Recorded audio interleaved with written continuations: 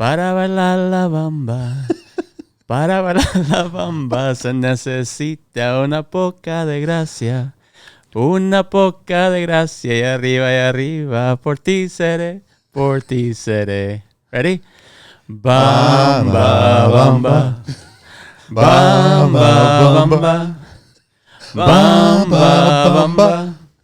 Bamba, bamba. Yo no soy marinero.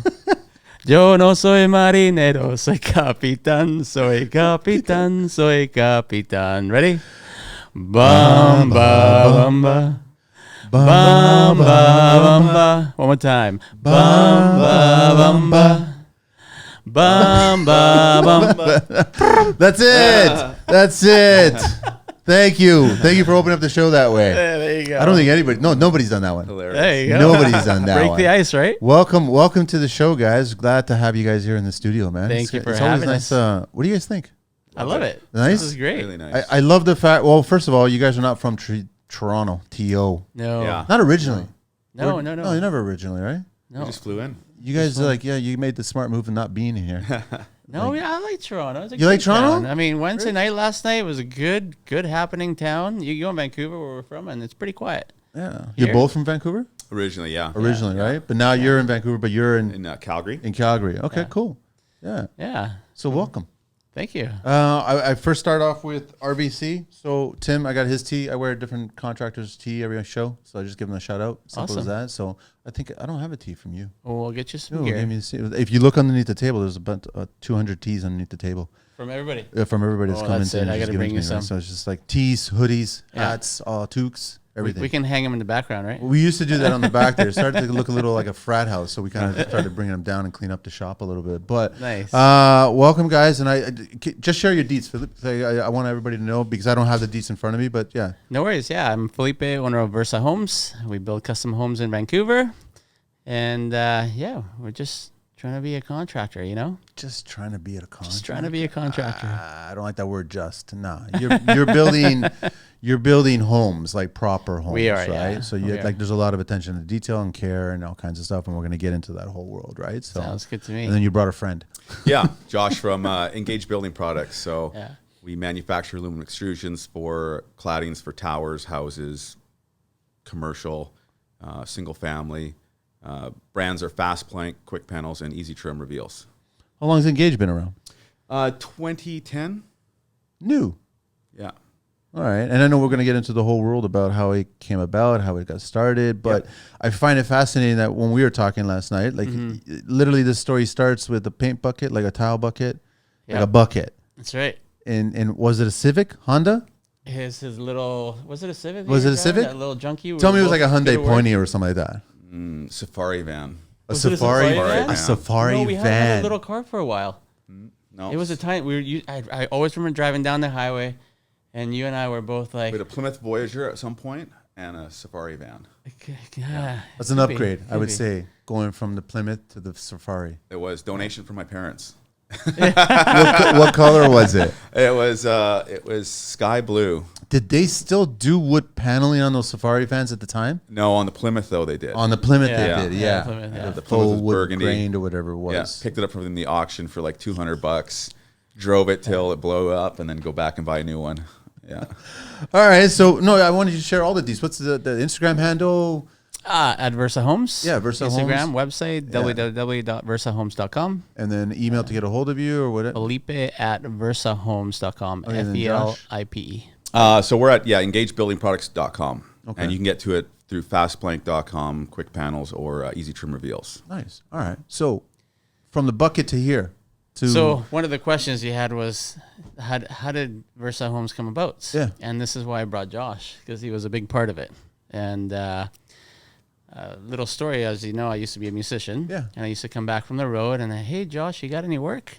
And Josh had a tiling company.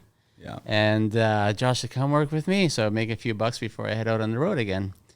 And I kind of got used to it. And Josh gave me the good and bad news that he was moving on to Hardy. How long did you tile for before you made the decision to move on to Hardy?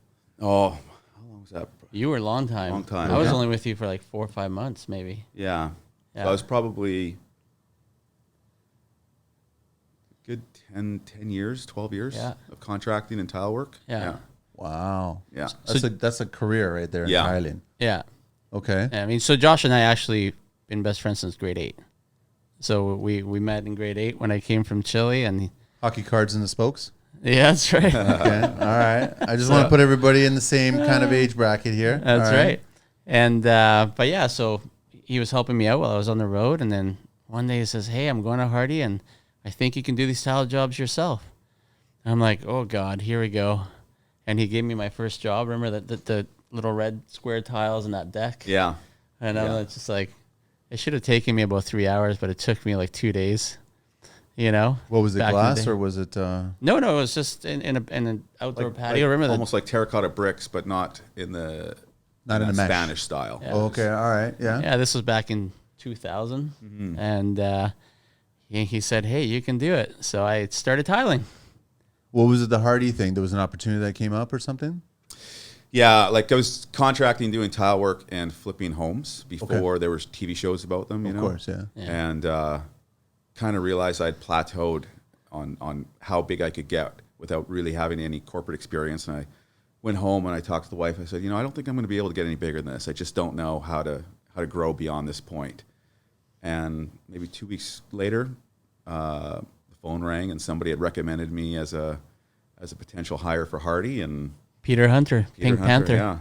And so literally 2 weeks after saying it, the phone rang and it was James Hardy Building Products out in Chicago interviewing So me. Stateside, yeah. Okay. Yeah.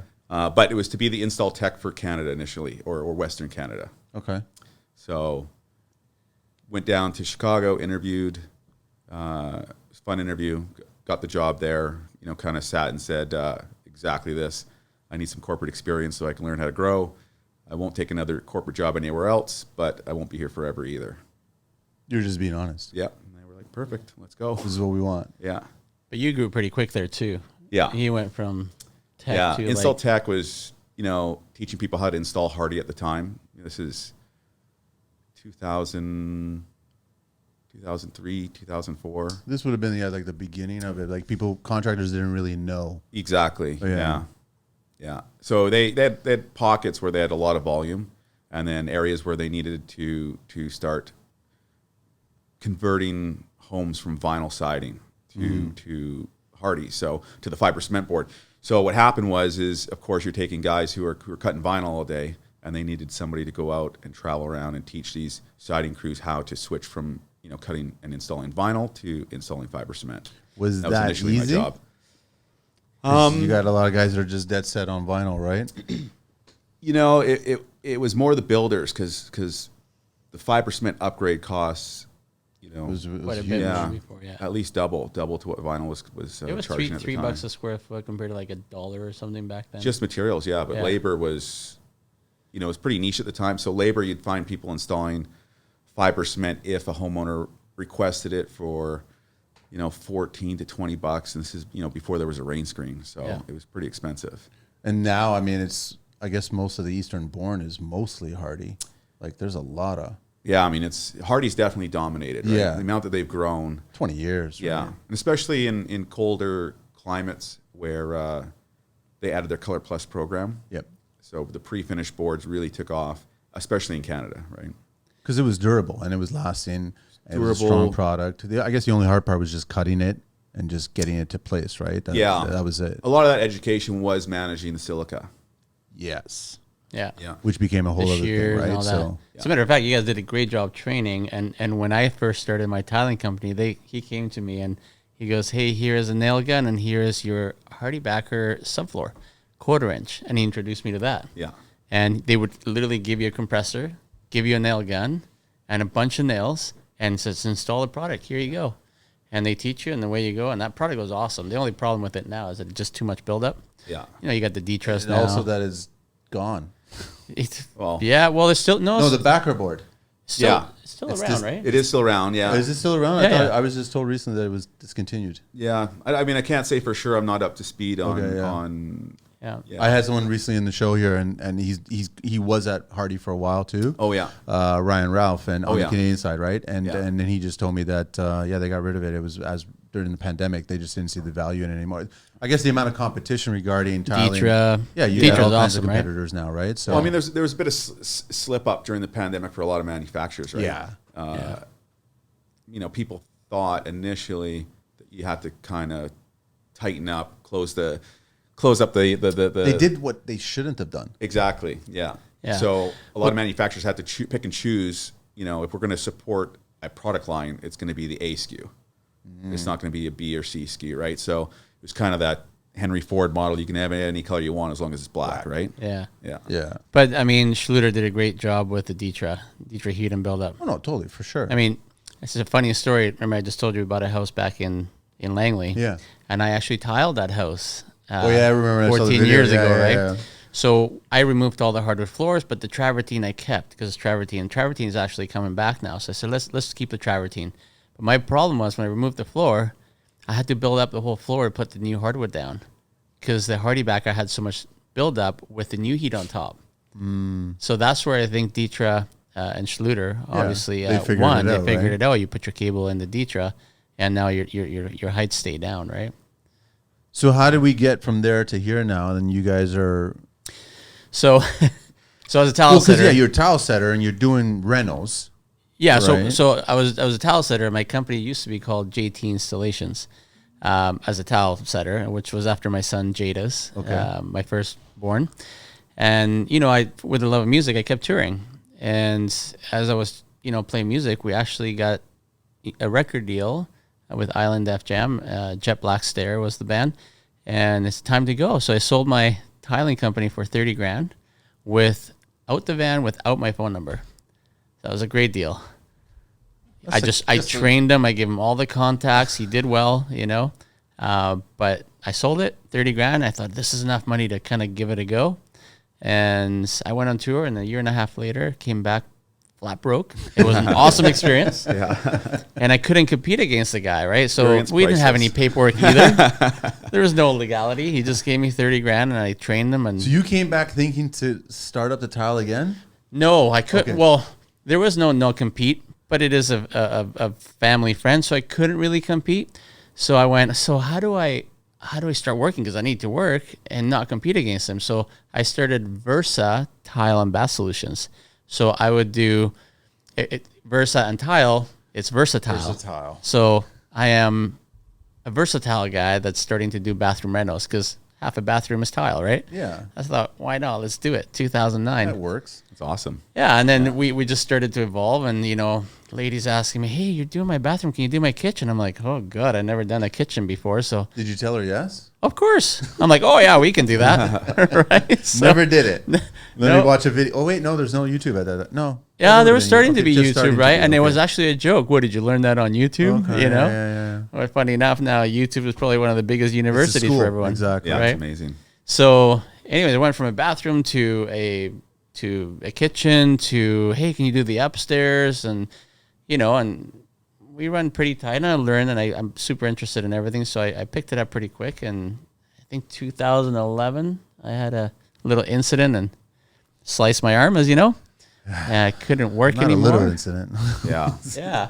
Yeah. Pretty sick. yeah. Couldn't work anymore, and it was kind of a horrible thing, but it was the best thing ever because it forced me to manage my company. I had to literally sub everybody, and I was like, hey, who's going to do the job better than me?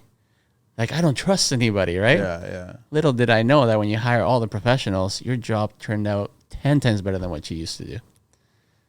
Was it setting aside the ego? It wasn't an ego, it was a worry. Okay. It was not concerned an that they ego. can't do as good as you. It was a worry that, I take my clients very seriously. I want to make sure they're all happy. So, if I hire somebody else and they don't do a good job, then it's on me. So it was a worry thing. But then when you start to hire good people, you go, oh, wow, geez, this is great. What was the size of the job that you were working on when the accident happened? When the, that's, Oh, sorry. Okay. that, I don't know if I should tell this story, but it's pretty rare. I don't know how crazy you can get with this estimate on that job. The reason why I cut my arm, because the homeowner flustered me completely. Okay. You tell me. Like, you want to share? You want to share it? I don't know how much I can share, but it's not that bad, but it's funny. So a friend of mine recommended me to this lady. And she says, yeah, can you come by? Yeah, I'll be there at 8 o'clock because I used to do my estimates at 8. Pick up materials at 7, estimates at 8, on the site at 9. Makes sense. She goes, no, you can't come until 9 o'clock. I'm like, okay, no problem. So I show up at 5:02. I get out of my truck and I go to the door and it says there, by appointment only. I'm like, okay. In the background, Poison is playing. Rock, just loud as, I thought the kids were getting ready for school and pumping up the music. So she opens the door and she's got like net stockings, leather like bikini, and a whip on her hand. This is no joke. Pizza boy? Like, what's going on here? She goes, come on in. And I'm like, what is going on here, right? She whips me with the whip and she goes, upstairs you go. And I'm like, what kind of an estimate is this? Like, what is going on here? So I'm going up the stairs and there's clothing up the stairs, like as if somebody took off their clothes. Okay. And as I walk into the bedroom, we were supposed to be tiling the master bathroom there, hooked up to like ceiling swings on pink underwear with a strap in his mouth. Oh my God. And blindfolded. And she's whipping the bed. She goes, so are we going to get this going? I'm like, oh, what the heck's going on here? I'm like, what am I here for? And then they both like start laughing their heads off. They set me up, right? Course, yeah. And so anyway, it started like that. But she was pretty like, she was asking me to do she wanted a double bench on the shower and a little high bench to put her leg up, measure her inseam for the jets. And I'm like, it was flustering, man. Like I literally, day number 3, I cut my arm with a knife just because I was so flustered with her. Oh, wow. I was like, holy moly. But it was a interesting. Where'd you leave the clipboard? On the main floor, or did it make it up to the second floor? The which one? The clipboard for the estimate. Oh, so that was stayed up there because I was just like, holy moly. We had a good laugh for a long time after that. But anyways, that's when I cut my arm. Those were like full bathroom renos, not just a tile. So when was that? That was 2011. 11. Yeah. Yeah, I'm still fascinated that Versa Homes is like young. Very young. Like less than. Well, legally, so I was a sole proprietorship, so I was running under my name. Yeah. And then Smart. Yeah. And then after, we incorporated, I'm going to say about 2015 we incorporated. Yeah, so very young. Very young, yeah. And our first home builds were in 2016. Yeah. Right? And now we're building crazy homes everywhere. But yeah, I went from little bathrooms to kitchens to, And that's what we touched upon a little bit. Like we were just talking about how you can go from that bucket to this.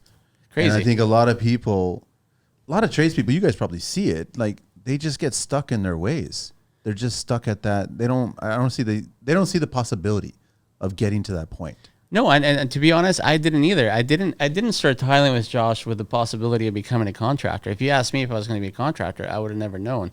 Although I love construction, I was in it since high school. He knows woodworking and working in construction, but never really thought, hey, I want to be a contractor. But I started really enjoying putting things together and going, wow, stepping back and going, this is cool. Plus you get experience if you are needing to work young and being a laborer to every single trade, right? Mm-hmm. And that's you problem solve a lot faster. It's part of the benefit that we had in experience was being the guy to go for whatever it is the tradesperson wanted, right? So you got to see a lot of scheduling without even knowing it, but you're absorbing it the whole time, whether you're a laborer for drywall this week and then you're a laborer for an electrician the next week, and wherever you could pick up a job that was going to pay you cash for, that $8 to $10 an hour thing back then, right? Do you know what taught me the most? And I tell this to every new laborer that I hire. I say, when I send you to go sweep the job site, pay attention. Yeah. And I used to literally sweep the job site and look at like how they framed that or how the tile layout was or what the room was like. And I was really paying attention. When people sweep a floor, they're not really paying attention. They're out in outer space and they're just sweeping. Yeah. So sweeping is the best thing you could do. If you pay attention, you'll learn a ton. It's true. Yeah. But for anybody who gets in the trades though too, you get to see what the other side is doing. Like the homes that Felipe is building right now are pretty aspirational. Yeah. So if you're a young guy in an aspirational home looking at somebody who's building these multi-million-dollar homes, you should be inquisitive enough to go, what do they do? How do I get there? and start sort of visualizing yourself in these spaces. And that's where, you pick up on those things and you figure out, if I'm going to climb out of this situation to that situation, it starts with first having that desire to be like, I want a piece of this too. Well, also appreciate the opportunity, because not everybody gets the opportunity to get onto a job site like yours. Yeah, and no, that is see true. the detail at different stages. Yeah. And experience, and actually you're learning, because it's in construction, it's easy to see how things were put together. Yeah. You may not know how to do it at that very moment, but your wheels are already spinning. Well, my wheels are always spinning. Remember, we used to drive, and both of us, just brainstorm. Yeah. And we have little signals here, because if I'm getting off my mark, that's all. But my peripheral's bad, so it's fine. Yeah, if you're jabbering too much, no, that's fine. But anyways, yeah. So opportunities are what you have to be aware of when somebody gives you one. Kids. That's what I'm saying, is that, like, if someone's inviting you on a job site, especially a larger job site or even a small job site, pay attention to details. 100%. Because if you've got a small bathroom, I want to go back to bathrooms, right? Mm-hmm. Pay attention to how they maybe framed the niche. Pay attention to how they did a curb list. Pay attention to how the plumbing was run. Pay attention to all these things. Yeah. You're getting an education for free. Totally. As you're sweeping. Yeah. Easiest world. I love sweeping. That's just one of my favorite things to do. I go to the job site. That's about all I do, But right? they got vacuums now. We can do vacuums. No, sweeping's great. Because you can't think clearly. I find it therapeutic, actually. It is, kind of. Yeah. I had no problem always picking up trash and sweeping, keeping things tidy. You never knew when the client was going to stop by. Yeah. Right? Yeah. It was just like, you always want the nice, tidy job site. Oh, we're respectful. sticklers with that. Right? My guys know no mess on the job site. It just shows care and attention, right? And that's the client's investment. They're buying all these 2x4s, plywood, everything that they're spending money on, and some guys have it all over the job site, and it's a mess. It's like, guys, somebody paid good money for this. I know. Treat it with kindness and keep it organized. It goes back to what the inside of your work truck looks like. It's a reflection of what's going on in your life and who you are as an individual. Yeah. As corny as that may sound, it truly is. It truly is, and it goes both ways. I used to go to a client's home, and if their garage was a mess, I knew what kind of client it would be. And if they were tidy, I knew that we had to be extra, extra careful and tidy. It's very true. So Josh, how did you come about this when you were working at, was it at Hardy that the idea came up? It was at Hardy, yeah. So I learned a ton at Hardy. Hardy's a fantastic company as a manufacturer. A lot of people, certainly a lot of organizations sort of build it and say, if we build it, they'll come. Yeah. Where Hardy's approach was, how do we go promote change? So they call it primary demand, right? How do we manufacture a great product, but then also create a demand for it in the market? And so they meet with every stakeholder along the way to get everybody in line for the end user to say, yes, we want to use it. And then all the pieces fall in line. So they did a really, really great job of sort of how to manage and create step change in a market. And so initially their whole premise was, how do we convert vinyl to fiber cement lap siding, right? Yeah. And I think at that time, vinyl siding represented about 3.5-4 billion square feet a year. But the other half of the equation was stucco. Yeah. Yeah. So, looking at the two, it was really about, vinyl is, if you convert a user from vinyl to Hardy, the installer kind of loses. Yeah. Right? Because in order for it to create the right switching costs, the on-the-wall cost has to fall in line. Yeah. So that a builder will invest in it. And the only way to have the on-the-wall costs fall in line is to basically try to get the installers to be more efficient. So if it's challenging when you're trying to adopt a new product and when you're setting your ways, right? Because you have your efficiency plan at that point. So you get on site, you already know how to set up everything, but now you have to try to rejig that. Yeah.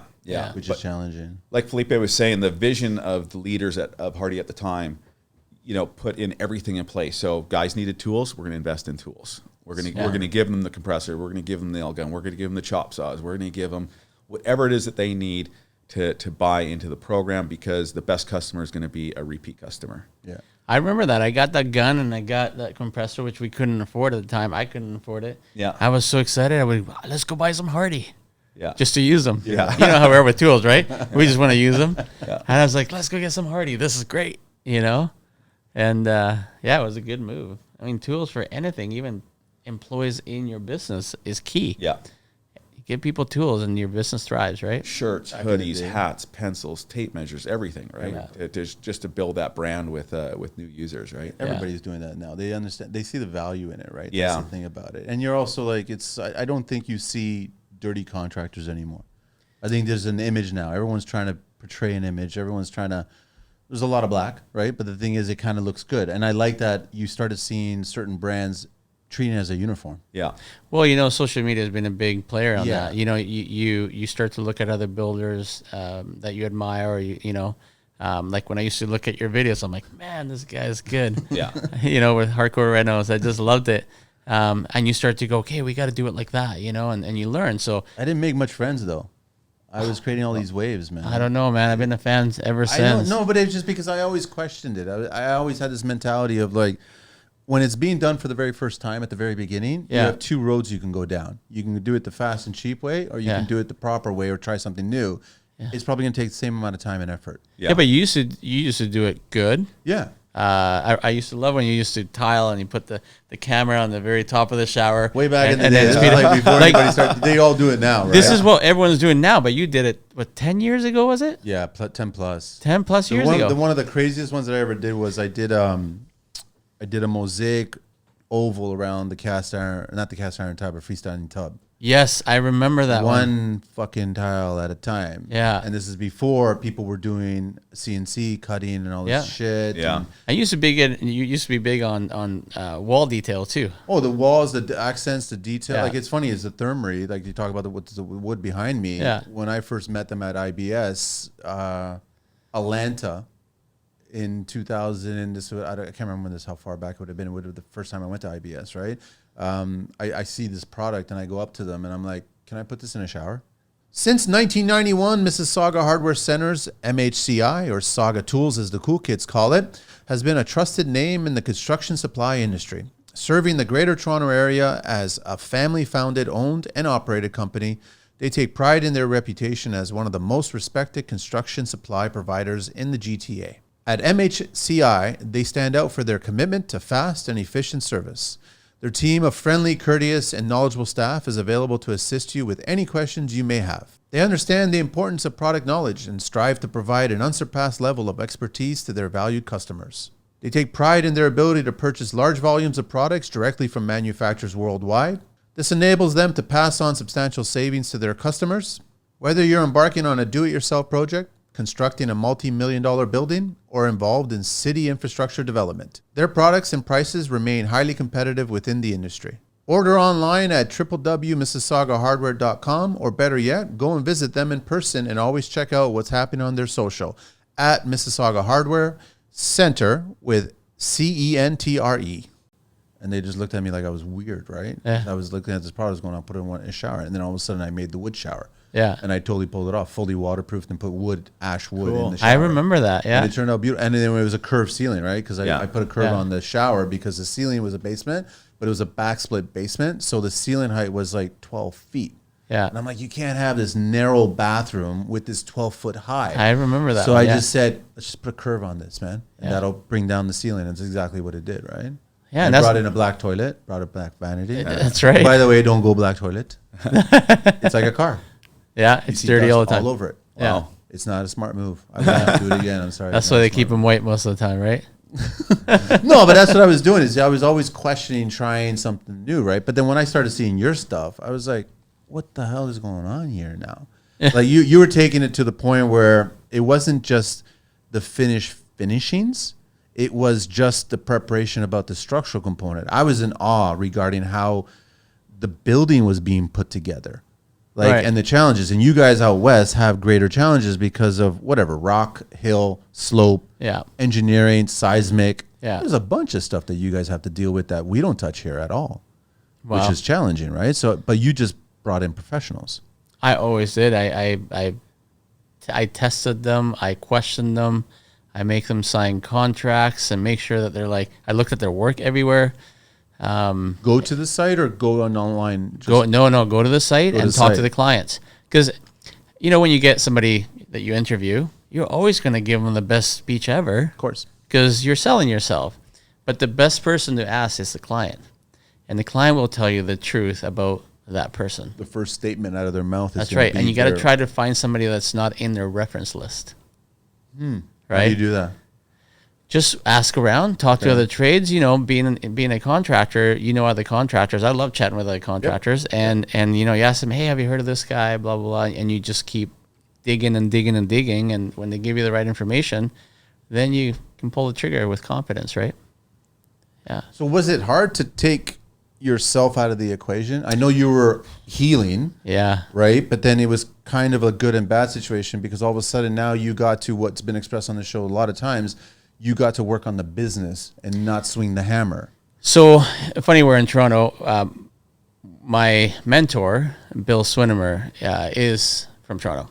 And he's my best friend's another best friend, Dan Swinimer, the drummer for the band. Yeah. His dad. And, you know, he asked me one day, hey, Flip, how's your business going when I was starting out like that? I said, well, Bill, I'm forced to work on the business and not the construction and trying to figure it all out. And he said to me, hey, I got a friend here in Toronto that you can talk to. He just sold his business. I'm sure he'll help you because you're not really competition, right? You're in the West and he's on the East. And I said, sure, Bill.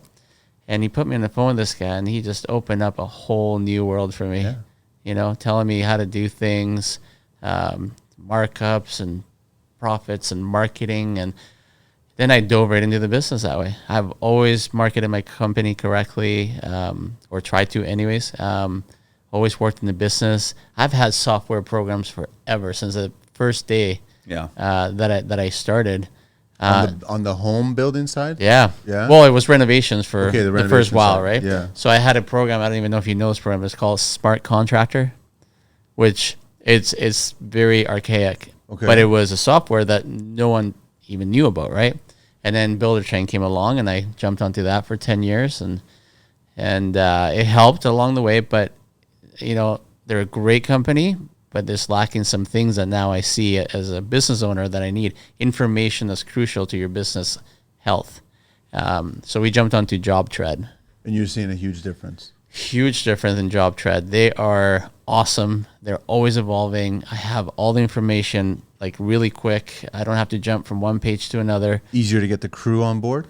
Yeah, so they kind of, I'm always trying new things. So my employees are like, oh, not another new software. Well, what's the big deal? Like, You know? that's the idea, right? No? But they're troopers and they go with it, right? Okay. And now they're all trained on it, and everybody likes it, you know? So working on your business it's been amazing Yeah, for I me. mean, that was one of the first thing that was impressive about what Felipe did when he turned into a builder was he modernized the approach. So the scheduling, how to streamline it, and I think that's probably why he had such good success so quickly, is because he found more efficient ways to do it by introducing technology. You confronted it. Yeah, you know what? So no one's perfect. No. So I've had some challenges as I was learning. And for example, clients would be like, hey, like when is the drywall starting? I'm like, let me call the drywaller. I'll let you know, right? And you get the phone calls at night and you know, people are asking you a million questions. And you're like, how do you stop these questions? I just need to focus on the work. So I was always trying to find a solution. How do I do this better? And then when Builder Train came along, I really dove into it, scheduling everything, making sure all your financials How much time are were you straight. spending? A lot. A lot, A right? lot. People are like, oh, this is a cell phone contractor who's never on site. Oh, you have no idea what we're doing in the background. Still to this day. Yeah. You know, like I told you, I just spent a whole year rebuilding my website, automating everything in the background, using AI and using all the new tools that you have to service your client better, give them a better client experience. So now I can work on the projects and our automation is taking care of the clients. Were you using current clients that you were working with and they were coming at you with problems and you were like, okay, there's another problem. There's another problem. I gotta solve It wasn't it was a management problem, not a construction problem. Okay. It was more of when are we doing this? When are we getting the bill? Or how much was this? And it was just like, oh, there's a lot of questions. When I found Builder Trend and found out that the client can log in and look at everything, I dove right in. So when you guys are when you're looking at things, I know you're very transparent, right? Mm-hmm. But you're transparent, but not transparent. You design your builds the way that you're going to go hop on my ride. Yeah. And I'm going to take you along for this ride. That's right. And you're going to listen to a professional and my professionals that are attached to this. That's right. But online, when you find you've got a pretty straightforward system how the ball gets started. Yes. So everything that looks simple in the front is very complicated in the background. And right now, we say, and we do a fixed price. We guarantee a fixed price. We guarantee a schedule as long as you don't change anything. Yeah. And all the scope of work is already up front. We price a job, guarantee your price, and guarantee your schedule. If you change anything, then we do a change order for whether it's financial change order. We add also a time change order if it takes longer. But we always give your house on time. But that's not easy on the background. No, there's a lot on the background. Oh, there's a ton in the background. Like it starts with your trades, your staff, Monday morning meetings, making sure everything that was supposed to happen last week. And I want people to know that it's a 2-hour plus Monday morning meeting. Yeah, with 9 of my employees, and we meet almost every Monday. Sometimes like, hey, we're not meeting this Monday. We got everything under control.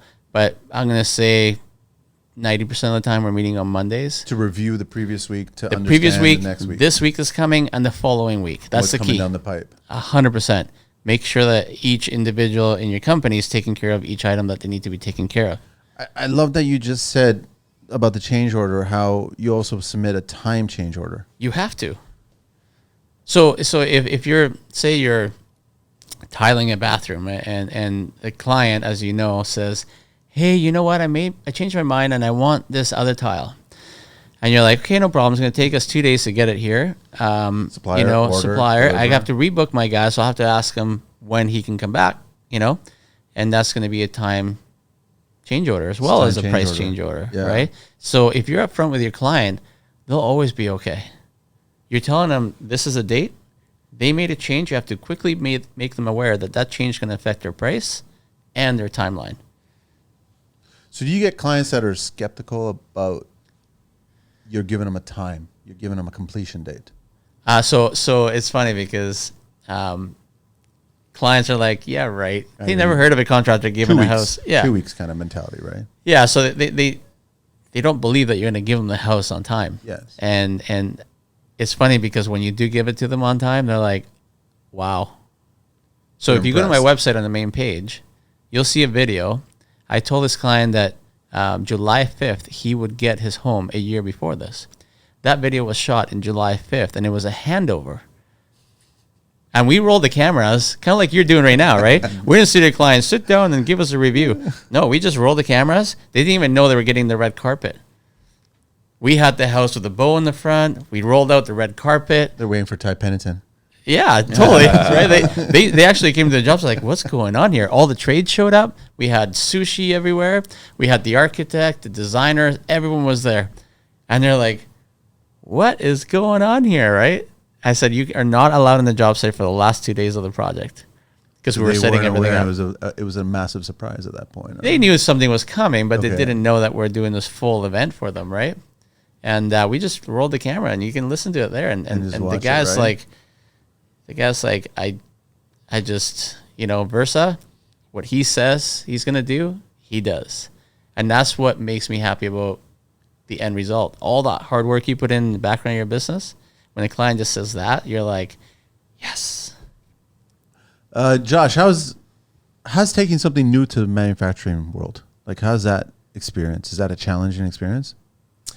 Definitely. When we started with Easy Trim, we had to introduce aluminum to the construction trade.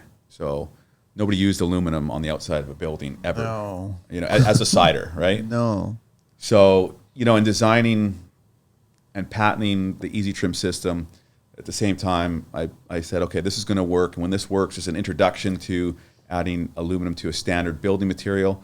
Then I'll progress it to aluminum panels. And then from aluminum panels, then I'll progress it to aluminum siding. But first, in order to get people to accept it, it had to be something really simple. So in order to get people engaged. Exactly. Yeah. It's kind of interesting that you guys were basically just same challenges. The way you were approaching clients, you were approaching the construction industry. Well, he was a sweeper. Look, he went to Hardy, learned everything about it and how to train those people. Then he grabbed his own product that he made and came up with and trained everybody and give them all the tools and all the help they needed. All the support, yeah.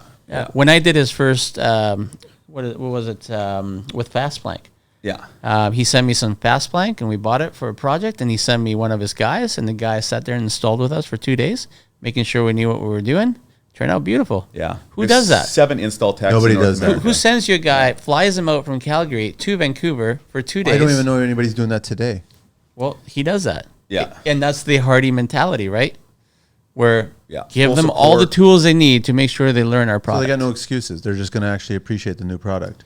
100%. And then once people touch it and feel it and see that they can make money with it, then it's the job of myself, my sales reps, to create demand for it. So they're like, yes, please, I'll do it. Yeah, but it's not just about money, because the product, and I'm not saying that because he's my You've best used it friend. and, yeah, no, I've totally, used yeah. it. You don't need to use rain screen. It's Yeah. already built in. It's Yeah. click, click, click. It looks gorgeous, and it's never going to rot. Yeah. So you never have to replace it. Yeah. Think about that. Like our thought process around it was from how do you create a win for everybody, including the contractor? Yeah. And because it's aluminum, you can design anything. So if you're going to design something, why don't you design it as if you're the person who's handling it? So what separates us, because we've got competition in this space now, but what separates us from our competitors is we don't make trim profiles. We make siding systems. So it's how do I design out, position it. yeah, how do I design out deficiencies? How do I make sure that when you walk away from the job as a contractor or as a builder, you're not eroding your profitability because you have to go back and hit the list of, oh, there's a piece missing here, this didn't fit properly. So we handle fit and finish. Everything we do is 2-piece. So the idea is, again, as a contractor, which is our base, how do I speed up installation so that guys can actually make money at this and it becomes something that they promote. And it was interesting listening to Felipe talk about his handover of that home on the 5th there. Yeah. How many people he invited to that party that most people wouldn't, because it's great marketing, right? Like if everybody had success on this project, well, now the designer says, somebody that he's not in contact comes and talks to that designer, says, well, who do you recommend? Yeah. I was part of this great thing, because they feel it, they experience it, they share it. Same thing having an architect there. I mean, how many turnovers to a house as an architect get invited to? And this might not even be the principal architect, but now you've got so many more people contributing to your buzz. You're right? part of the team. Yeah, part of the team. And you know what? The energy grows. It really Yeah. is fun, and I want the trades to come out and the clients to see the trades that worked in their home and meet the client more on a personal level. It's not just about marketing, which it does turn out to be like marketing, but it's just a good thing to do. Everyone worked really hard to get this house handed over on time. Some guys worked weekends. Our kitchen people were 3.5 weeks late. We still handed over that house on time. But to do that, it was something else. And the value that you associated by bringing them back and seeing the finished product, because a lot of trades never get to see the finished product. You know what? And the trades sit back, wow, this turned out nice. Because a lot of trades, like you said, the drywaller comes in and he just drywalls and see you later. Goes off to the next job site. They don't see the inside. They don't see the finish. But the more people you can educate on that type of vision, then it builds that ecosystem. So everybody eats if they get behind that vision, right? So that's why people put in the late hours. Yep. Still, because they're like, man, if this works and I get another job from him, so I'm going to do it for you. But I also want to be a part of that team. Exactly. Right, The which is ecosystem really grows, positive, right? Yeah. So, I mean, like with Josh, you moving forward from Hardy, you got a cross section of trades. I mean, are we that much different from like a contractor from the west, contractor from the east, contractor from the center? Are we much different, or are we all kind of on the same plane? I really dummy it down. I think everybody is in this to put food on the table, to put their kids in whatever hobbies they possibly can, and to pay their bills. And then, like I said, if I can come up with more efficient ways that show value to the end user, who will not necessarily pay more. If the fixed ceiling is going to be the fixed ceiling, the budget's the budget. But if I can reduce the hours and make it more profitable for a tradesperson, and if I can give them more time back to their families and hobbies and things like that, that's where sort of the non-product value comes in, right? It's the other things that we can do to make their life better once they understand that we're on their side.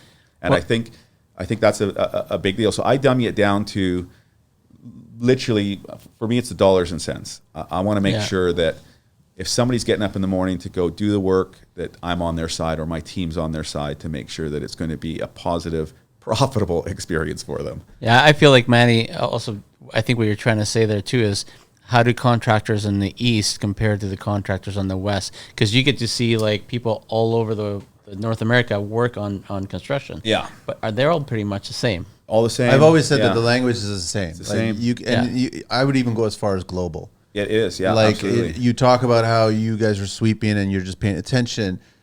Whenever I travel, Yeah. I see a construction going on. Yeah. I stop. yeah. Yeah. I stop and I pay attention. Yeah. And it depends if I can carry the conversation depending on where it is in the world. Mm-hmm. I may try to communicate and ask a question or two, right? Yeah. Because you don't look like a contractor when you're traveling, but you see a contractor. And I think that they recognize that if you start paying attention to certain details, that you're one of us. Yeah. And all of a sudden there's that kind of connectivity at that point. So all of a sudden you're the same person, but we tackle it. And I like what you said, Josh, where it was like, you're just, and this is what I'm trying to help other people on the show with, is that you've got your 8-hour day. Yeah. Yeah. But if you can make twice as much money or whatever it is, if you could be more efficient and have more jobs in that day or that week or that month, and this product or this technique or this efficiency can contribute to that, then grab a hold of it and do Totally. it. You know, like I was telling you, I'm part of APV Builders. Yeah. And APV Builders is an association that trains contractors. There's coaching, there's everything. And the reason why I know that everywhere in the world is the same is because they are worldwide. And all the stories that you hear on the forums, on Facebook, you know, when you got your groups and stuff, everybody has the same challenges. Yep. It's just the only thing that changes is the style of building per country. But the challenges are all the same. From selling to a client to, you know, dealing with on-site Every trade. staff, trades. Yeah. Across the world, we have the same challenges, just different products and assemblies for different countries. So if you can learn from someone halfway around the world 100%. and use it here in your own backyard, might as well. Well, that's the cool part about APV, that they're taking all the information from all over the world, from many, many builders, and telling you what the secret sauce is, right? And how things, you know, they'll grab things from me and probably teach somebody else. They'll grab things from somebody else and they'll teach somebody else. And they start to put together this plan for you to run your business correctly. But what's beautiful is that you're not concerned about sharing your insight and your intellectual property, so to speak, and how you run your ship. No, I don't want to build 100 homes a year. I don't even want to build more than 5. Well, the ones that we build are pretty crazy. Like they're big, so you can't really They're handle about as many. 106 square feet, and they probably had a price of what?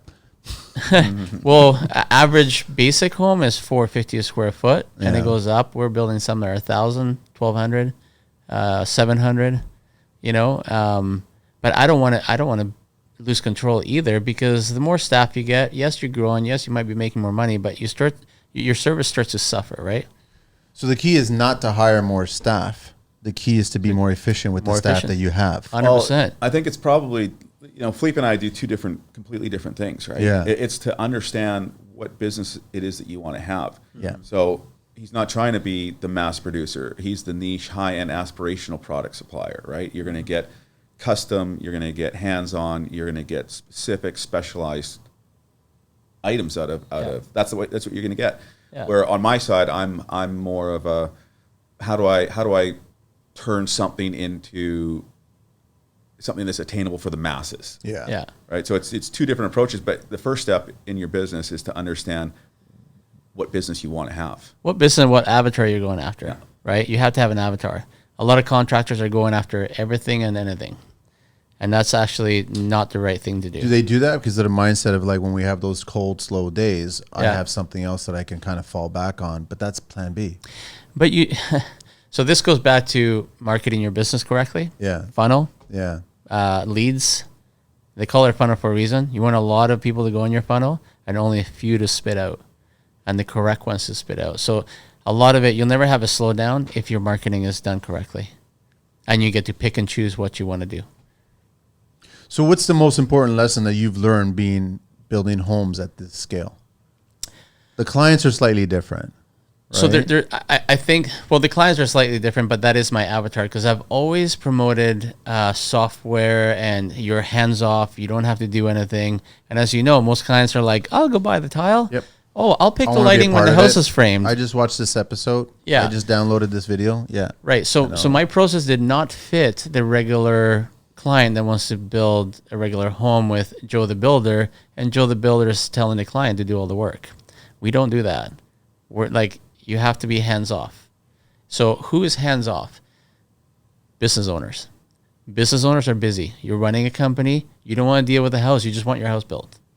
So when business owners come to me and they ask me, hey, can you build me a house? And we go over the things and the systems that we have. They're like, yeah, this is the right guy, because they have systems like I have systems in my business. They In say, other industries that right? they handle. Yeah. And I know how to run my successful company, and that's all through systems. And Versa Homes has all these systems. We're going to get them to do our home. So that's my avatar, a business owner that understands how you correctly run a business, you know, how systems work, because most builders don't have systems. No. They just start calling They're trades. reactive. Yeah. Right. So, so knowing your avatar is key. Then you can go after the right client, right? But most younger contractors, even older contractors, have a hard time saying no. That is true. And even I've had a hard time saying no because you want to please everybody. Yes. But that bites you. Sometimes know? hard.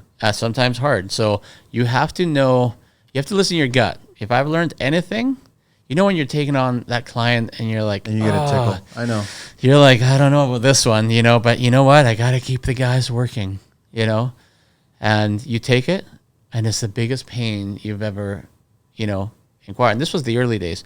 I've been doing this not for too long, but the last 3 to 4 years, you know, I haven't had any issues with picking the right client. Yeah.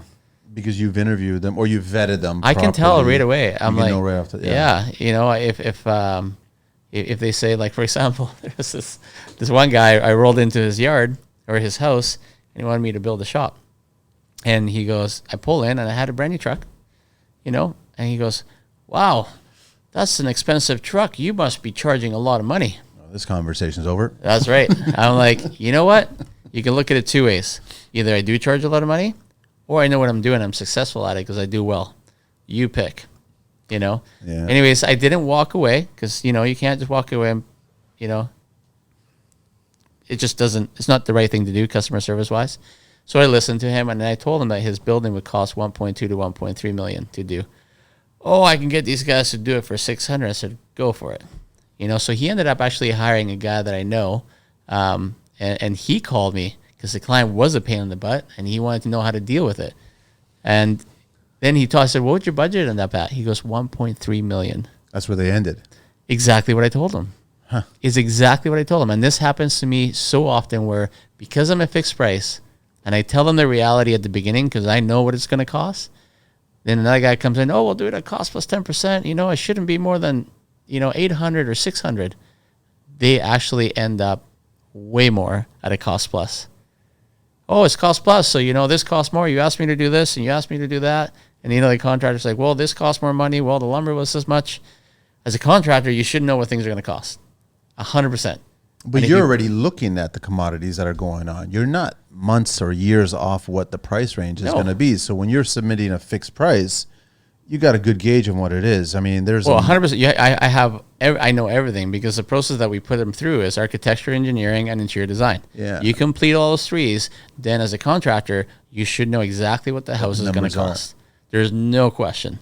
And if you don't, you're just not confident enough to do it, and you don't want to take, quote unquote, they call it a chance of losing money, but you're not going to lose money if you price it correctly. And I'm not saying overprice it. I'm saying figure out your costs. price it correctly. Yeah. And what your margins are, what your margins are, what your overhead is. No, if I ask any contractor, I said, hey, what's your margins? What's your percentage? Oh, I don't know.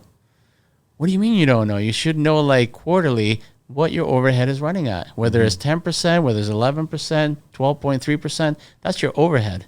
If you don't know your overhead, you're pricing a job because everyone says cost plus 10, and you're pricing the cost plus 10%. And then they go, why am I not making any money? You know, like, because you're reviewing your numbers every day.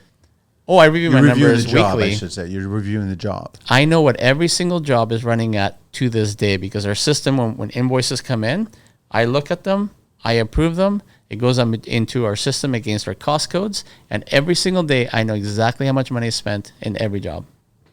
And it shows me my profitability by percentage, margin, or markup, as we talked about last night at dinner. Last night, yeah. So Yeah.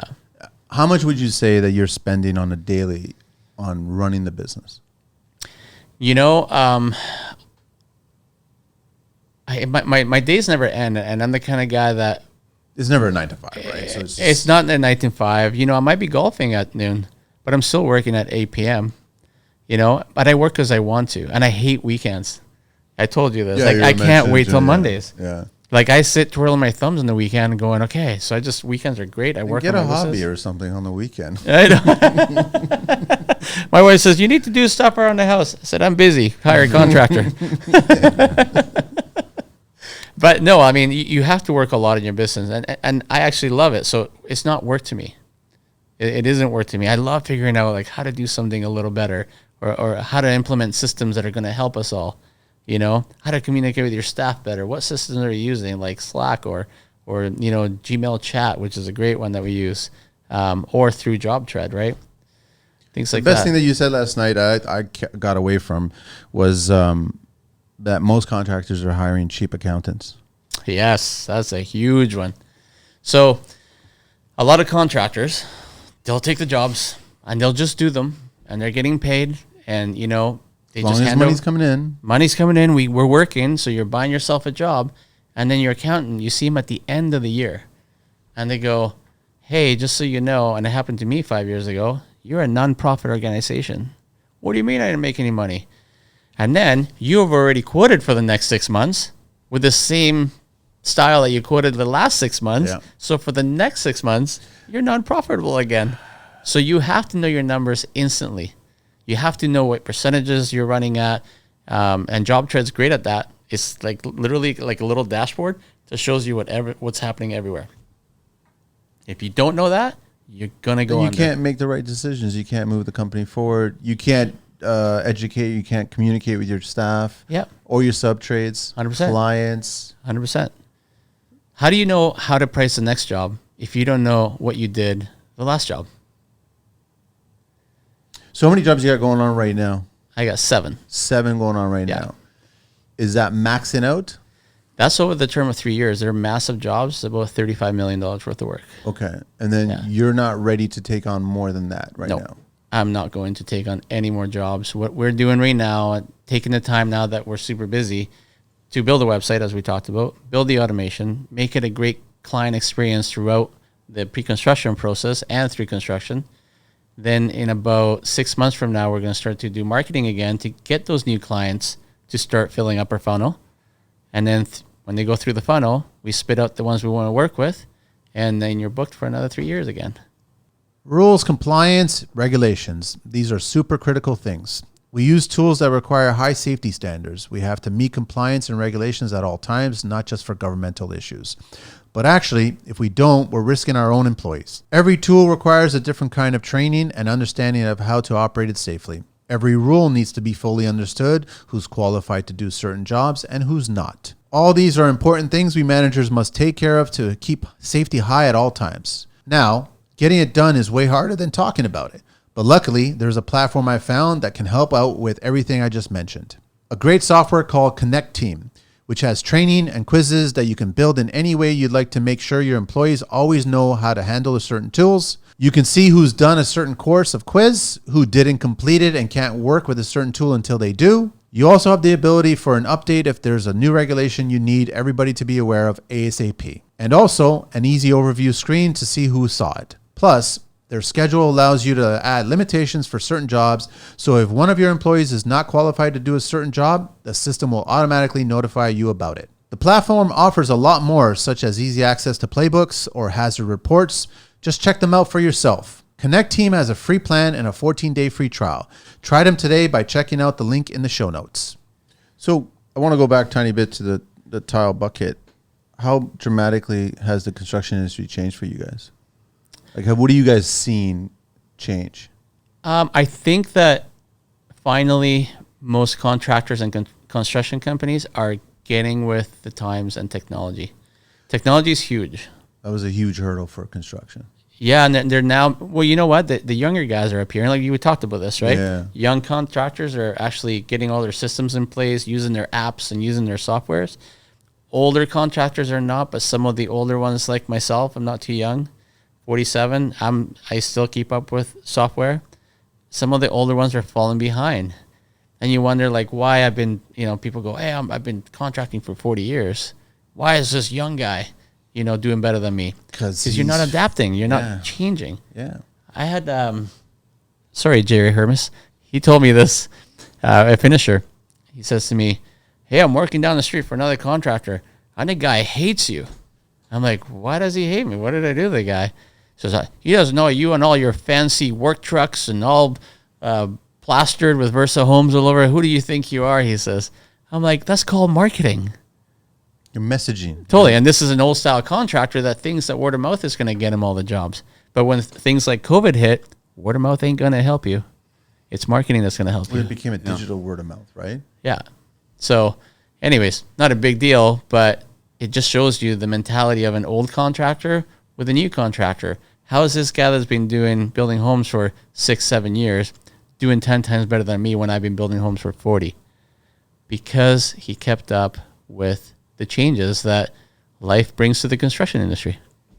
How do you guys see the construction 10 years from now? I mean, there's a lack of trades coming in. I mean, going back to that question though, Yeah. I don't think, I don't think there's much different, to be honest with you. Really? No, The software is. Well, I think the tools that are tools, offered systems, right now. softwares, processes. No, still. well, I think it's easy to sit here and talk about how great things are now, but to get here, there's only one way to get to it in construction, and it's only through experience.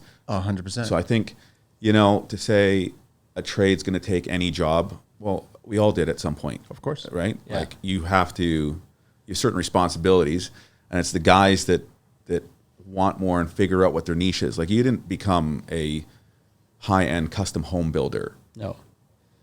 day one. It took a long it took a long time time. to get there. Well, it's to not- figure it out didn't what take- your skill set is. And It didn't take that long. So I don't think that changes. That Yeah. pattern still is there for everybody to go through to figure out what it is that they're going to excel at. I don't think the majority of new builders are getting dirty long enough. And so it's Yeah. interesting that you just said that it didn't take you that long. But Still a long time. yeah. But hang on a second. My building experience started in high school. Yes. So yes, as a building and a company, it didn't take me that long. But all I've ever done was music or construction. Yeah. But there's you- not too many people that start a GC construction building unless it's inherited from their family or something. There's a like lot Yeah, of that. yeah. But I That's think right. what you did was Bootstrapping you it, no. didn't focus. Okay, so you had the dirt already in you Yeah. from the earlier days, and you already experienced the dirt for a certain amount of time. Yeah. What you didn't have in you was the systems to make this more efficient. Yeah. What I'm trying to get at is that most tradespeople stay dirty and keep Yeah. going down that road and don't stop and pull over to pay attention to new ideas, new opportunities, new That's right. products, new anything. I think you nailed it. They're stuck in the ways of what they've always been taught or Yeah. seen. Well, Yeah. that's or just- what they hear. Yeah. What's funny? They hear what hey, how much are you charging percentage wise? That's like the Like- going yeah. Like you know what? Oh, it's cost plus 10. No, it's not. It's cost plus your overhead plus your profit. You choose what you're going to make. You choose what your overhead's going to be, and that's how you price a job, and that's how you fix price a job. But see, you It's also not what Joe you built says. a brand that attracts a certain clientele. Yeah. That takes effort and design. But what attracted those people? What attracted the business owners? what you know what everything that had nothing to do with swinging a hammer. That's right. That was the last thing. The on the systems. list. Yes. The The work itself, the quality and the detail and the grand Yeah. and all that stuff, that's Yeah. there. Yeah. It's almost as if they were looking for the systems and they're like, we already know the work's there. Yeah. We already know the detail, the finishing, the quality. We know it's there. But what's the process? But we want the process. Yeah. Exactly. And but what that's came the thing. first, the system or the desire to be more efficient? The All desire to be business- more efficient. Exactly. Yeah. You can't do one comes before the other. Yeah. Right? You have to desire to be more efficient. The reason why you desire to be more efficient, because all business is the same. It's all about turns. Can you fit one more turn in? Which is, can you reduce hours? Can you add more to your schedule? And the only way to do that is to get efficient. Then that makes you look at systems. Then you put those two together, and then you market it to the customer. But you don't start that way. But most So- trades are stuck. That's if you- that's the change. The change is today people have access to this information because of the podcasts like this. Yeah. Where before, when you talk about the old guy, who did, I mean, it was all closed book. Nobody was sharing anything back Nothing. then. Yeah. Nowadays, a lot of sharing. Yeah. So, Yeah. you know, when we were doing it, we would give discounts to high-end customers. Here's your price. Here's your price with the discount. If you sit and talk with us after the job's done, if you're satisfied, and tell us about your business, the same way that your mentor put you in touch with someone to talk to you. We have to source that out on our own. Yeah. Now, that's probably the only change I would say is that young guys getting into this or young girls getting into this now can access this quicker to find out what other successful people have done. can That's find why I think anything it's and done everything. quickly. Yeah, exactly. Yeah. But learning what you're going to do and how you're going to do it and what's going to be your specialty, that has not sped up at all. No, it's almost stayed pretty consistent. Yeah. Right. But the thing is that there are new products, new techniques and all this other stuff, and you can get the education for all that stuff. Yeah. But I think if you spent more time not swinging the hammer and more time understanding the pencil, Yeah. you'll have a faster, more efficient, more profitable business. You have to remember one thing. You are a business owner responsible for your employees and your trades. Yeah.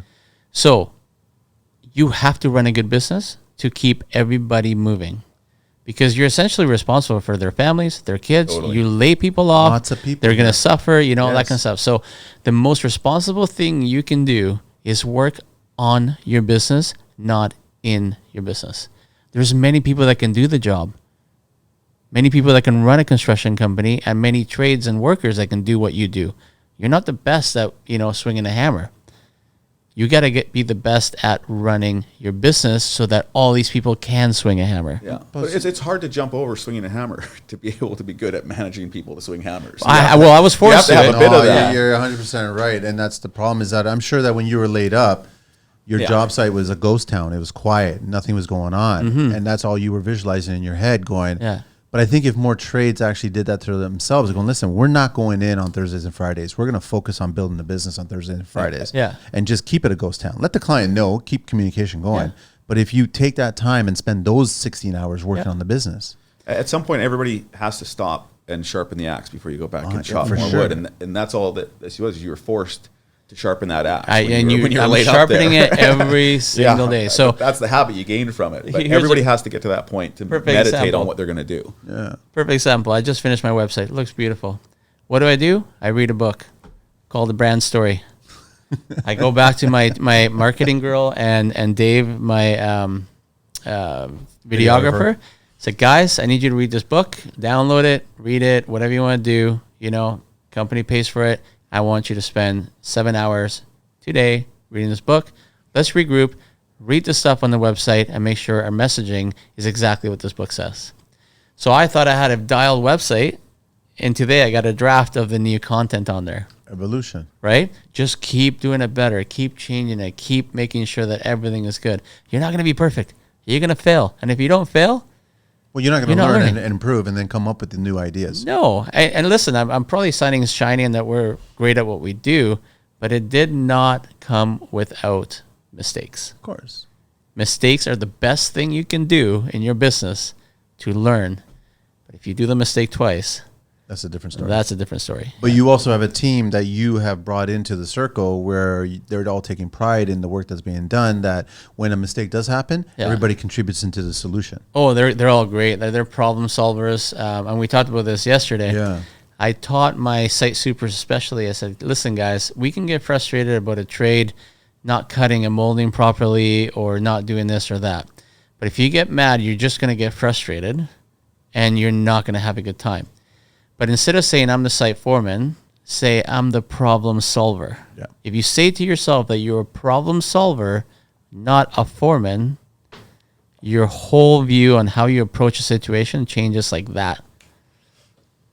It's more of a militant like Yeah. explanation on it, right? How you look at as Yeah. a team effort and there's a problem and you have to solve it, right? 100%. So that's how it is in construction. But a lot of guys don't, they can't. I get asked all the time. I think I mentioned that to you last night. I was like going, like, how did you decide to finally get off the tools? And I said, the moment I decided I wanted to be more of a teacher. Yeah. I wanted to share what I've experienced. I've experienced enough. That's right. I'll probably get back on the tools one day, but it'll be for a specific project or something like that. Yep. And, you know, hopefully the joints and everything will be fine and I can keep on doing that. But when there's going to be heavy lifting, I'm going to bring the young guys in to do that Yeah. and then let them take care of it. And I'll like, listen, I'm educating you right now. So just lift that shit up for me, please. That's and right. take care of it then. But you're a teacher now. You need to pass on. You're Miyagi. It's as simple as that. You're just passing it on to him. Well, the older we get, that's what we do, and you pass it down to the next generation. You know, why retain it and keep it to yourself, and then you go to the grave with it? And whether you like it or not, you are always training the competition. Whether you like it or not, and it's going to happen, and it's okay to might train. as well make a friend of it. It's okay to train the competition. Yeah. You can't do all the work yourself. There's so much construction. You just got to know where to find it. So if I train, say, Josh, and he becomes my competition, you know, he's not going to hurt me.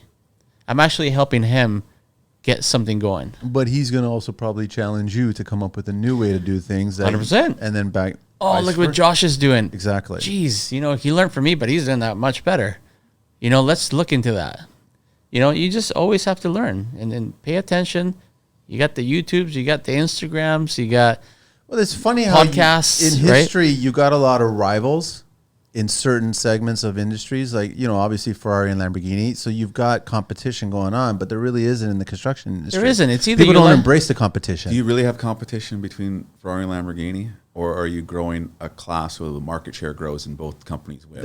Well, that's exactly what happens, Yeah. right? Because now you've found a new market, you built both entities, and you're keep building going. you're building market share together. Whether you like it or Yeah. not. The same way, if he's training up his competition, he's already educating his customers. The people he's training up understand how to now educate customers. So the pool of customers that are looking for this type of contractor, in fact, grows, right? It does, Yeah. and that's what exactly The it means. education expands out. If you look at it that way, Yeah. that person's not going to go out there and like that other older guy talking shit about all these trucks or everything. That Yeah. guy's not going to do that. No. He's going to be like, I want to be in the same level as Versa. Yeah. I want Versa to be better than me Totally. this month. I'm Yeah. going to be better than Versa next month. Yeah. And you're growing the and then industry. all at of a the sudden now you're comparing apples to apples. Yes. You're not up against the person who comes in and Yes. says, "Hey, I'll do 10% on 600 grand," when it's really going to be 1.3. You don't go down. You don't go down. You have more people now going, "This is how you do it." So the industry changes from the education that you pass on. Yeah, and you got to also, this is a big, big thing in getting a job. You have to understand that it's really not your work and your processes that really get you the job. They're, yes, a bonus. Is do you click with your client? Personality. 99% of clients buy emotionally. They don't buy because you have great systems and you have great construction. If Manny says, hey, you should use Felipe at Versa Homes, he's amazing. Client comes to me and, you know, goes to another builder and, you know, checks him out, but he wasn't recommended. I have a 90% chance that I'm getting that job because you said that I was good and because that client is like, feels safe. And then you have to have that conversation with the client and connect too, right? It may not happen all the time, No, it doesn't. but It that's might, no. totally natural. No, and you it should have to be fine. okay. Remember we talked about this yesterday? You should be totally fine with it. You have to be okay about not landing a job. And that's part of the process. That's part of the funnel. I think the moment that you are okay and let it go, Yeah. another job, another opportunity is going to come down. You the have pipe. to leave the door open. If Yeah. you get stuck in a job that you lost, you close that door and no one's coming to see you. If you open it up and you just, hey, thank you very much. Sorry it didn't work out. Let it go. More comes in. It's as simple as that. Yeah, it's that simple. Don't dwell on these things, you know, just keep moving forward. You guys ever going to get back into tiling? We should do it just for fun. What are you doing Friday night? I think the professionals are like, get the hell out, man. Just get the hell out. Leave it to us kids, man. No, but Josh and I are going to start something, I think. Yeah, Yeah. absolutely. We're going to do something soon because, you know, Construction-wise? yeah, Yeah? I think we're going to develop a few things. Yeah. Yeah. So the wheels are still spinning. They're still spinning, yeah. I Grow or think die. Yeah. yeah, we have to, right? We started together, or I started with him in a sense. And then we did say, what did we say when we were in high school that we were going to do? Oh, yeah, you mentioned it. Yeah. Yeah, we both said, you and I are going to do something special. Yeah. Right? It's happening now. Yeah. So, and you know what? For Josh and I, the bar is never good enough. It just isn't. And not because we're trying to get more, but it's just, that's the type of people we are. this is not good enough. People go, wow, you're doing amazing. I'm like, no, I'm not doing good yet. We were not the cool kids in No. school. No, we were the nerds. I was not part of 90210. Yeah. So when we went out to do Now our I'm own aging thing, myself. we thought we were missing out when we were just lapping everybody. Yeah. Yeah, we like to push. Yeah. Push, So push, what do you say to all the guys, all the trades that are working in the industry that just say that there's not the opportunity here, which is total BS, right? There's plenty of opportunity in today's construction industry. There's tons. You just have to know where to find it. Now, let's go back to those days when Josh and I were trying to tile, okay? You have to use the internet in your favor. Yeah. Podcast, be a teacher, all that kind of stuff. Do you remember when you bought your first car? Yeah. You probably saw, let's say, a Honda Civic drive by, and you're like, oh, that's cool. How did you find out about, like, if you wanted to know about the car, what did you have to do back in the day? Back in the day, you were flipping an auto trader. But if you wanted to learn, about the car, what the options That's are. how old I am. Yeah. Yeah, well, No, I know. you have to go to Buy the and sell. dealership, right? You go to the dealership, and the sales guy has to sell you on the car. Want to take it for a spin? Want to take it for a spin? Yeah, tell you everything about it. Look, it's got this, it's got that, and you sit there and listen to the guy, and then finally you go, oh yeah, okay, I'll buy that car. I love it, right? Today's world is not like that. Today's world is, I will learn everything about what I want, then I'll go to the dealership, and I need you to facilitate the sale. The salesman does not have to sell. As a matter of fact, the clients that walk into the car dealership, They've already made the decision. they know more than the salesman. Yeah. The salesman just needs to facilitate everything. And it's the same thing with construction. Look, if you wanted me to build your house, what are you going to do first? You're not just going to come and ask me. No. You're I'm gonna- going to look you up. You're going to look me up. I'm You're going to gonna ask inquire. people. You're going to do this and that.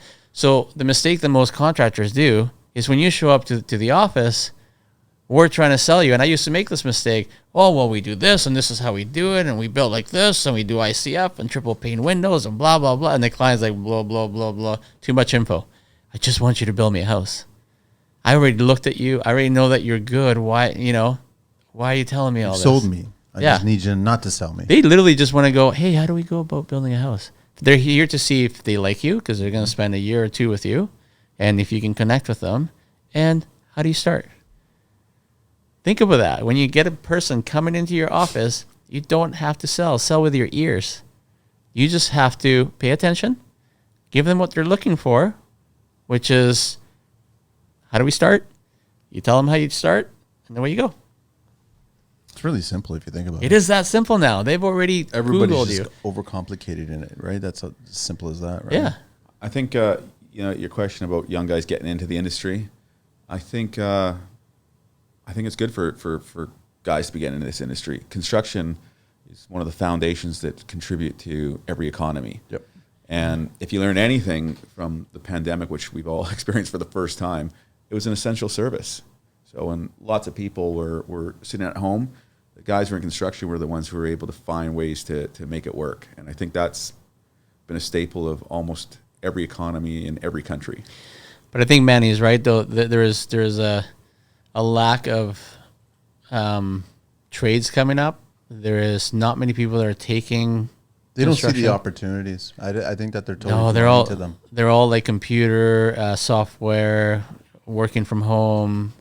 But the good thing about that is that you will be the godfather of construction if you get into construction. Meaning, like, there's going to be fewer companies that can do a job because of lack of labor. But you just described what you did to revamp your business and prepare it. You were doing it from home, from a computer, Yep. studying it. Yep. You weren't on the job site. No, swinging a hammer. but I did do a lot of learning on the job. So you can't just That's you still get the dirty, right? Yeah, but they don't want to get dirty at the beginning, right? So you still need the knowledge of construction. You can't be a general contractor without knowing the knowledge of construction. Oh, there's some out there. Yeah, but trades are going to step all over you if you don't know what you're talking about. No, you I know that. and you need to carry your tone, right? That's so right. It's just like, and we know trades Yeah. will know, right? You got to build a good home, and you have to have the knowledge behind you. Yes, I'm in a computer now and behind the desk most of the time, but I already did all the dirty stuff. The problem with the young people is that they don't want to do the dirty stuff before they get to be a contractor.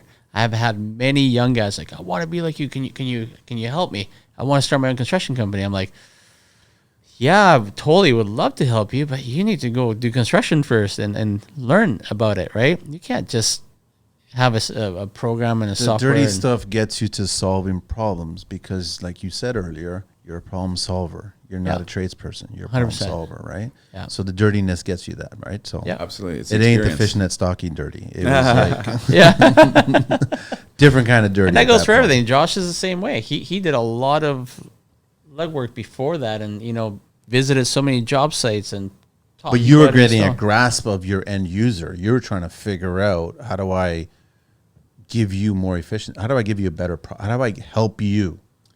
How do I make an improvement for every stakeholder? Yeah. Right. And for me, it's the architect. How do I allow the architect to design the best building that they can, so it's a business card for them to show other customers in the future? How do I make the engineer reduce his liability because we've designed out all the liability in our system? How do I make it so that an installer wants to do this because it's 1.1 pounds per square foot and there's no dust and it's clean and he can get it on quickly? How do I make it so that the homeowner who, you go back into the 2000s and the key phrase was maintenance free. I want a maintenance free this or maintenance free that. Well, where we are now, that's not good enough. It has to be responsibility free. So nobody wants to do any yard work anymore. They just don't have time for it. Yeah. So that's kind of our obligation, is how do we make a win for everybody who gets involved in our products? Yeah, your product is pretty advanced when it comes to like pascals and wind factors and rain screen, fire rating, and fire rating, durability. So imagine if you don't have to send a guy to clean a building that's 40 stories high and it has because it's fast blank on cleans, it. right? It Like we can way. design the slopes into it so the building cleans itself at the beginning of a rainfall. Yeah. It's technical, but and every engineer is going to say, this is what I want. It's not going to give me issues with wind. It's not going to leak. Yeah. It self-cleans and looks good forever. I'm going to spec Josh's product. Yeah. We're getting close to the end here, but I definitely want to ask both you gentlemen, you obviously do some traveling. Yep. Any particular building technique or building detail that you've seen either in Canada, out of Canada, that you've appreciated, or even something that you built that you actually like, that you were seen or part of it? I don't travel that much. Yeah. So I'm somewhere in a different city every week. And I would say that there's a tremendous opportunity in what's happening in building sciences. So with waterproofing and insulation and R values and all that sort of stuff, which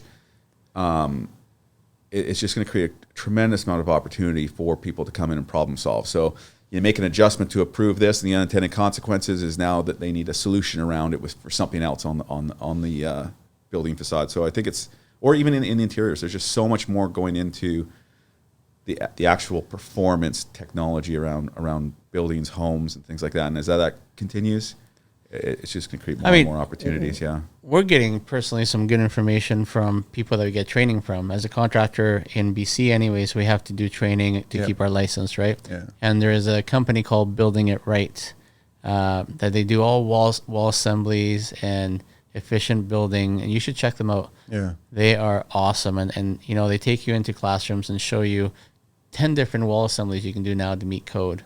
With you can frame a house with 2x4s. As long as you have insulation, it depends what style of insulation you want to do in your home. Or you can build it with 2x8 every 24 inches. It depends how you do it. But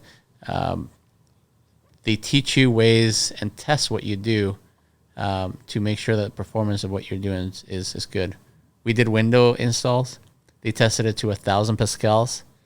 They teach you how to do it so it doesn't leak. It's amazing. which I love all those systems, and I love that it's happening. A lot of it happens on commercial settings, first of all, right? Yeah. And then eventually it gets It's coming to trickled down residential. to residential. But where the concern is that if you get the wrong builder and the wrong boots on the ground, not understanding that new technique system and implementing it. Yeah. We don't use Tyvek and Blueskin on Windows. What that, first of all, I think it just should be Yeah. gone. Like same with scratch code, it should be gone. We use back dams. We use superior membranes like Sephora. Like the way that they taught us how to put in a window was pretty eye opening, because we got told to put the window together with Tyvek and Blueskin, which is your basic thing. Yeah. They literally put it into this machine and threw water at it and picked up the wind, and it leaked at 500 pascals, which is not bad. 500 is pretty harsh. Yeah. But then when they told us to do it a different way, so everybody in the class was building their own window, and you built it how they told you to, went back in the machine, and they hit 1,000 pascals. So building practices that they're teaching here in Canada for our weather is kind of where I want to Start. keep learning, Yeah, because that's what's going to happen now. Yeah. You're going to need to do that because clients are going to start asking for that, Yeah. like properly done. How you build in Vancouver and how you build in like Whitehorse, totally different. It's completely cold different. ice, Yep. compared to rain, Extremes. rain. Yeah. It's different building practices, right? All right, gentlemen, you ready for the 12 questions of construction? Woo! Share your deets again, all the websites and everything. Yeah, so Felipe from Versa Homes, www.versahomes.com, Instagram @VersaHomes. You can also find me on Facebook and LinkedIn, same handle. Same handle, yeah, as well. Yeah. You feed all of them equally? I try to. Dave, I post on Instagram, and Dave, I tag him, and then when he sees it, he puts it on LinkedIn and TikTok and Facebook. But it's just a marketing expenditure that you know that you need it for the business. Yeah, I like Facebook the most because that's where all your friends are. You're old enough to like it. Yeah, well, it's not even old. Like that's where your friends are, and who Yeah. hires you? The people that trust you, Of the people that course. know you, because they're buying emotionally. Of course. You We know? do the exact same thing. Yeah, Everybody does. It's human nature, right? yeah. Josh? Yeah, Josh with Engaged Building Products with the product brands Fast Plank, Quick Panels, and Easy Trim. If you're a contractor out there that wants to expand your offerings, feel free to reach out to us and meet with one of our local reps in every province and every state. If you want to get some training, we'll send you out some material for your warehouse so that you can get your guys trained up, time the efficiencies with our installation techs. So Are you certified? Yeah, well, I am now. Yeah, I mean, he brought a guy, like I said, Micah. He was great. Taught us everything. All right, ready? What everyday sound brings you guys joy? What construction sound? Any everyday. It can be anything. Everyday sound. I got to tell you, I'm a podcast / book, audiobook guy. Audiobook. So if that's playing in the background, I love it. Yeah. Josh? what everyday sound brings me joy? Probably like just at the end of the day, listening to the birds eating out of the bird feeder. Soothing. Soothing. I need the noise. I get bored. I got FOMO. What is your favorite beverage? Ooh, old fashioned. Yeah, I'm a red wine guy. Yeah. From where? I like Particular? Amarones. I like BC wine. I like Napa wine. What's your least favorite tool, gentlemen? Whew. Least favorite tool. Let me think about this. Oh God. Don't worry, you won't make enemies. No, I won't. But I just love every tool. Let me think. Really? I love tools. This one's easy for me. Running a jackhammer. Oh, F that. jeez. Least favorite tool. Does Mine's it? a DeWalt oscillating tool. Yeah. Does it have to be like a worksite tool? No, it could be any tool in the world, actually. I hate Excel. There we go. There we Hey, go. business guy, right? Exactly. What turns you on, gentlemen, creatively? Honestly, perfection level straight. If I see something that's just built perfectly, I just love it. You love crown in, crown out, crown in, crown out. Yeah, I love that. I order better lumber all the time. Make sure everything's perfect. Nice. Yeah. If not, it drives me crazy. Yeah, I like design challenges when the design team says it can't be done, and then really think about it and come back Solve with it. them with some Yeah. some options to at least try. What word or concept do you guys find overused these days? Feasibility. Visibility? Feasibility study. I Oh. hear that all day long. Oh. Client calls, hey, I want to build a home. And the designer will say, well, let's do a feasibility study and see if we can get this home for you. It's out west. Drives eh? me nuts. It's out west, huh? Yeah. Should probably happen here too. Probably does happen. No, it does happen, but the word drives me crazy. I don't know why. Feasibility. Feasibility. Feasibility. Yeah. Means like, let's see if We what can the do challenges this. are and if we can do this for you. Of course you can do it. You don't need a feasibility study. Just design it to fit. Anyways, that word I don't like. Any thoughts, Josh? Just can't. It's a good one. It's a good one. Yeah. What is your favorite curse word? Oh. Obviously, I think everybody has that one. It's universal. Fuck. Depends if you're Irish. It's a different word usually. Yeah. There's always been other kinds of words. But yeah, the F-bomb's a go-to one. Yeah. Favorite vehicle in the entire world? Any mode of transportation? Ooh, for me, it's been Lamborghini forever. Particular model? They keep changing. I had the Gallardo, which I really liked. Josh has what do you have? Ventador S. Ventador, yeah. Yeah, I love Lambos. I would say Ferrari LaFerrari. Particular model? LaFerrari. Oh, sorry, LaFerrari. Yeah. Didn't hear that. What do you guys miss from your childhood? Freedom. Man, everybody's been saying freedom. Freedom, eh? Well, you know, when you run around carelessly, not worrying Yes, about you do. anything, right? Careless. Let me go over there. Let Yeah. me fall over here. Yeah. Let me bump and bruise here. So now it's like, you have to go there. You have to go here. You need to do this. You need to do that, right? Yeah. So,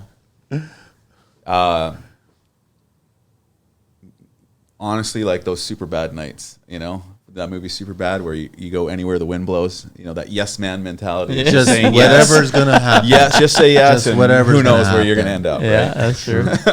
What term or phrase resonates with you guys? What you're all Ooh. about? How do we get started? I love that one. What term or phrase? Resonates. I mean, one that we made up in the company called ETU. And? That one gets us going. It's called Easy Trim Universe. So it's when just things just happen positively one after another, and you can't stop the flow of great things that happen unplanned. ETU. Yeah. ETU. Easy Trim Universe. If you could master a skill outside of your own expertise, what would it be? For me, I'm a bit of a car nut. Everybody knows that. I can't keep a car longer than 6 months, and then I do it up and transform it. And I think I've always said, man, if I would have known better about cars early on, I would have a custom car building shop. That's me. I love cars. Another gas monkey or something? I would love to know how to work on cars more. I do work on them a bit. There's still time. Yeah, You don't want to buy Versa Homes, and I'll switch. Josh? Probably like, I don't know, an accomplished pianist or something like that. Yeah. Fun, right? Yeah. Sit down at a hotel lobby and open up the grand piano and rock it out. The ability to just play whatever you want. Anything, yeah. That'd be fun. If you could speak to a historical figure, who would it be? What would you guys ask? Ooh, Jimi Hendrix for me. Wow. That's a good Yeah. one. Yeah, I love Jimmy.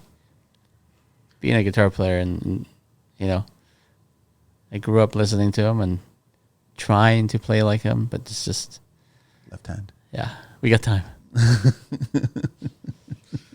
I think it'd be interesting to have a conversation with like Abraham Lincoln or something like that and see how his brain worked. He never accepted failure. No. Last question. If heaven exists, what would you like to hear God say when you arrive at those pearly gates? I would say, great job. Get your butt down there again. Yeah, welcome back.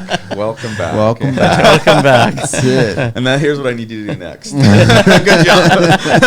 It ain't over. Yeah. It ain't over. Damn. Gentlemen, absolute pleasure having you guys on the show. Really appreciate the conversation. We appreciate and you to and- share it. So it's just, I know that a lot of young and old are listening. Yeah. They may not contribute or they may not engage or whatever, but they're listening. Yeah. So that's what I really For appreciate sure. about it. So it's fun. No, we appreciate you was having great. us. And thanks for coming into TO here, into the T dot, and making your way over here into the studio. It's always a better conversation instead of on the Zoom call, right? So It is a great excuse to come here and enjoy the nightlife.